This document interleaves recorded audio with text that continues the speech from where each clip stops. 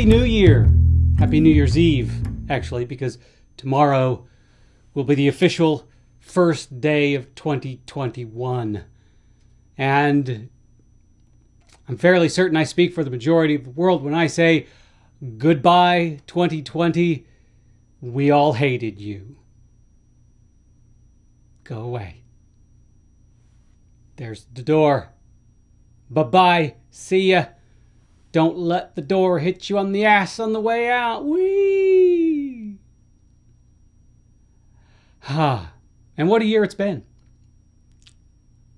I'm not going to go into that. Truth be told, I'm just not. I am going to say this. I did a little bit of research, unofficial and unscientific research, about what people like. And it's kind of split. People like videos, people like articles, people like podcasts. So I'm going to try something a little different starting with the new year with my little conversations that I have with My Muse. I'm going to continue doing my videos, but I'm also going to do accompanying articles that relate to what I talk about with My Muse. So either down below or up above, I haven't figured out where I'm going to put the videos inside the articles. You can read. We like to read. We're writers. We're artists. Words are our friend. So, I'm going to end 2020 with a bit of advice for writers of all sorts. The advice I want to give you is about narrative. Let me tell you why I want to give you this bit of advice. I'm reading a series of books right now. I'm in the second book in the series. I'm not going to give you the name or the author because that's not who I am. I don't like to do that. The first book was great. I loved it. It was fun. It was a quick read. It was an easy read. It was an enjoyable read. It had good characters, good plot, good narrative. Then I hit the second book, and everything kind of fell apart. It was clear the author had a story to tell, but he threw in a bunch of narrative bits that just made everything kind of muddled. And by the middle of the book, I had no idea what was going on. None. And I'm still trying to trudge through it, but it's all of a sudden the joy that I experienced with the first book is gone. And the other night when I realized that I had no idea what was going on, I knew what happened in the book, and I thought, let's talk about that. Narrative. It's what's for dinner. It is if you're a writer. So what is narrative? A lot of people mistake narrative for plot. It's pretty simple. It's an easy mistake to make. But I'm going to give you, first of all, I'm going to explain what the difference between narrative and plot is, and then I'm going to give you a bit of advice on how to write good narrative. And it's really, really simple advice. Those of you that don't do it might slam face to palm and go, why haven't I been doing that? Anyway, plot. I'm going to use an analogy for this. Plot. Well, let's do narrative first.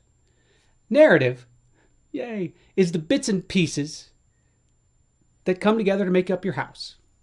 Narrative is the brick, the mortar, the wood, the drywall, the floor, the ceiling, the electricity, the glass, the windows, the furniture, the paintings on the wall, the paint on the wall, the carpet, hardwood floors, everything, your appliances.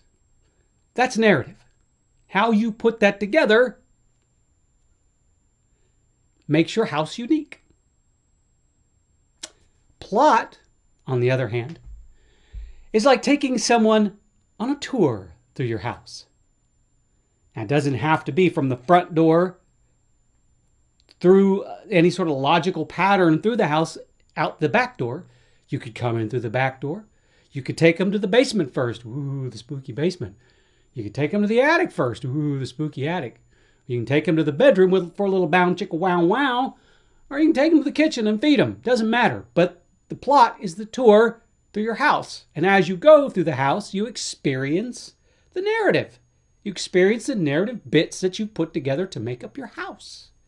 Now, Let's say, for example, pour exemple, as I want to say, that you all of a sudden throw a tractor into the middle of your house. Why would you put a tractor in your house? I don't know, maybe you have a farm fetish. Whatever floats your boat. But that's just kind of out of nowhere. You have a tractor in your house. That little bit of narrative doesn't fit. And when you're taking your people through the tour of your house and they see the tractor, they're going to stop and go, whoa, whoa, what's a tractor doing in here? Maybe I don't want to be in this house. What's going on with this tour? Are you going to kill me? Are you a psychotic murderer or something? You see what I mean? Your narrative bits, all your narrative bits, have to go with your plot. So, how do you write good narrative? Now, this really doesn't change whether you write by the seat of your pants or whether you're a plotter or a pantser. I don't like those terms. I don't know why. Whether you use an outline or you write by the seat of your pants, whether you use an outline or not, doesn't matter. Okay? Because the plot is going to unfold for you. You've either pre-planned it or you're going to let it happen organically. Right? I let my plot happen organically. The plot unfolds before me as I write. Now, of course, for me, it's also kind of like a game of chess. As I'm writing the plot, as I'm writing the book, there's a bit of plot unfolding before me in the moment. And when that happens, it kind of kicks off ideas for what's going to happen later. And I'll take notes and so I remember those things. Otherwise, I wouldn't remember them because I have a really crappy memory. But the plot unfolds, okay? So as your plot is unfolding, as you're writing your book, you're going to take a bit of narrative, whether it be a character, some dialogue, a scene, an incident, a little bit of romance. Doesn't matter. Doesn't matter what those bits of narrative are. You're going to add bits of narrative to your plot. As you do that, the second you add, or before you add a new bit of narrative, ask yourself this one simple question. Does that narrative serve the plot? If it does, leave it. If it doesn't, kill it. Kill that darling. Kill it right away. Let me give you an opinion. This is just an opinion. I love Anne Rice's work. I really do. I think Anne Rice completely changed the vampire genre. Completely. If it weren't for her, I think, if it weren't for Anne Rice, we probably wouldn't have the paranormal romance genre. My opinion. That's just my opinion. I think she's a brilliant writer. I think that she has done more for certain genres than any other author in the history of authors. Now, that doesn't mean she's perfect. I think her Vampire Chronicles is probably one of the best vampire series ever written. But there are some of those novels wherein, in the middle of the book, she just dumps this huge bit of history into the story. And sometimes it just, you're reading it going, why? Why am I reading about this? Why did we take this sidetrack? Does it matter?